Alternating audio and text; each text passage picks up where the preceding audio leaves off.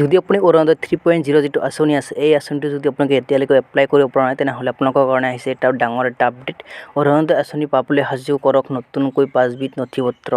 আবেদন কৰিলেই লাভ কৰিব অৰুণোদয় 3.0 আঁচনিটো।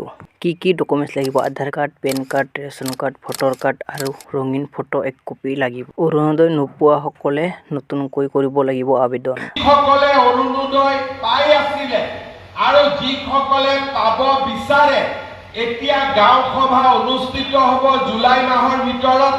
আপোনালোকে যাতে সকলোৱে গাঁও সভাত অংশগ্ৰহণ কৰে আৰু অৰুণোদয় আঁচনিৰ বাবে নিজৰ আবেদন দাখিল কৰে।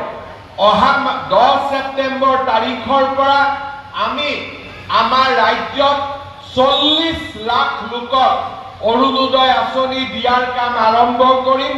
বৰ্তমান 22 লাখ লোকে পাই আছে আৰু 10 ছেপ্টেম্বৰৰ পৰা 40 লাখ পৰিয়ালে অৰুণোদয় আঁচনি লাভ কৰিব। সেইবাবে আমাৰ আই মাতৃসকলক মই অনুৰোধ কৰিম, পাই থকা সকলেও আৰু নোপোৱা সকলে দুয়োটাই যাতে এই অৰুণোদয় আঁচনিৰ বাবে গাঁও সভাত অংশগ্ৰহণ কৰে।